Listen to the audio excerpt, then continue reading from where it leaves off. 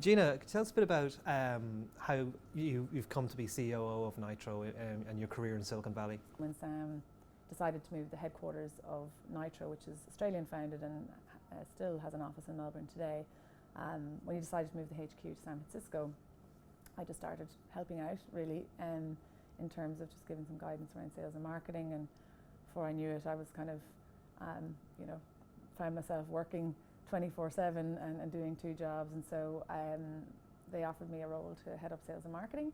And so I moved to San Francisco at the end of 2008 and started in a sales and marketing leadership position. There was about 5 of us in San Francisco. And then I moved into the COO role just a couple of years after that. And so I have responsibility basically for everything outside of product and engineering, so sales, marketing, customer service and success, and global ops and people.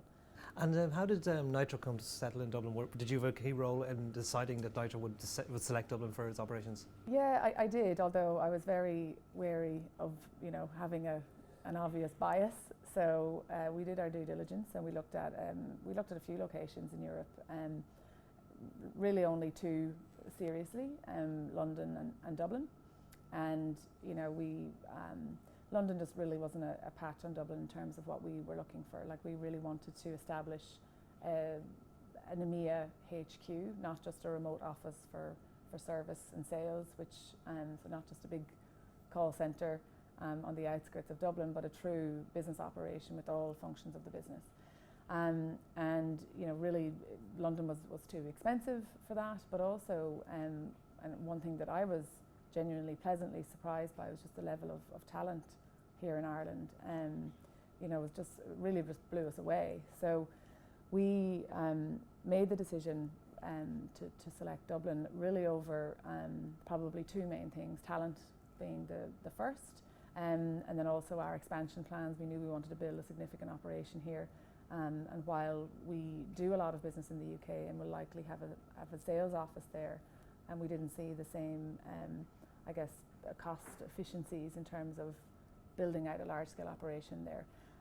The other really helpful factor was the IDA, so the government agency here in Ireland, who are tasked with encouraging foreign direct investment. And we've compared them to almost like a hotel concierge, just in terms of really rolling out the red carpet for us and making it really easy for us to get a snapshot into what building a business would be like here in Ireland, whether that was from the legal perspective or the recruitment perspective, or introductions to banks and things that you don't really think about, but you have to think about very quickly when you select a new location.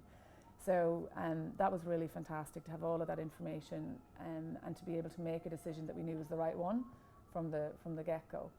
So yeah, I was heavily involved, but I didn't want to overly influence, but Dublin won out on its own.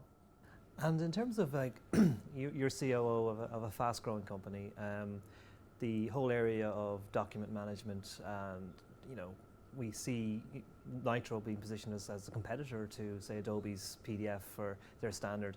Tell me what it is that Nitro do that is different to what we could consider document management to be, and then how this will influence the future of what we consider work and how we will work. We really have always had the same objective that's just kind of continually evolved in terms of our vision. We really want to make it easier for people and businesses to work with digital documents, and ultimately to be more productive. We just recently did a global document productivity survey. We'll be publishing the results of that over the next few weeks, but some of the stats out of that are staggering in terms of how far we truly are away from this notion of the paperless office, which I think was always a little bit of the unicorn in terms of where we want to get to.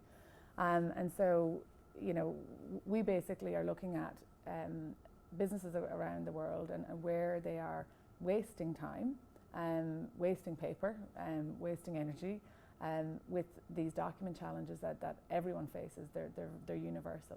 And Sam, our CEO, talks about the fact that we're still sharing documents like it's 1999, and it's true. We're all still emailing documents, and it's the go-to place for the last version of something that you've saved. So the business was really founded around Nitro Pro, which was the first and now the leading alternative to Adobe Acrobat on the desktop.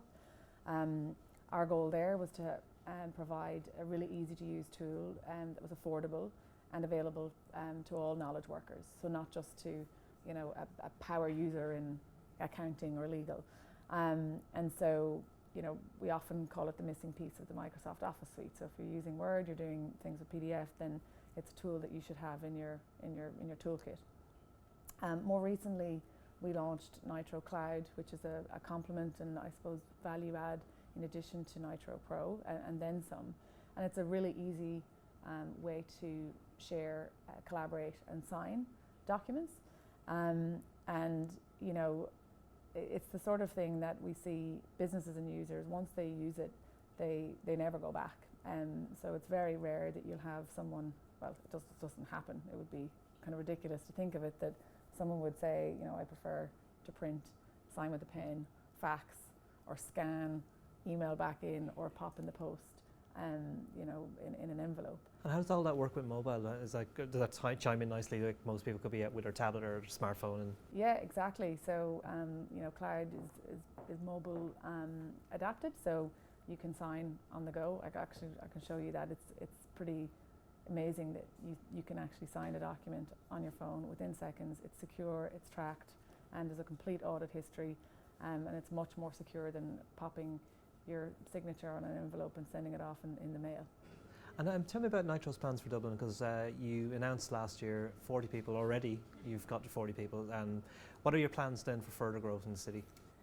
Yeah, so we're probably going to be double that number in terms of headcount by the end of the year.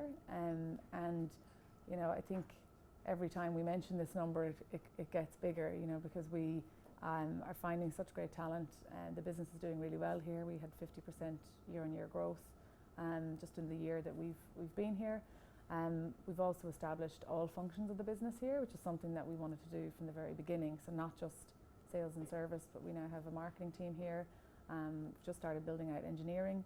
We've hired our first director of engineering, something we'll be announcing next month. So we're really excited to continue that growth across all functions of the business. And so we're looking at new office space. This is our second home, thanks to our neighbours Zendesk. But we need more space, and so we're looking at anywhere between 10 and 20,000 square feet at the moment.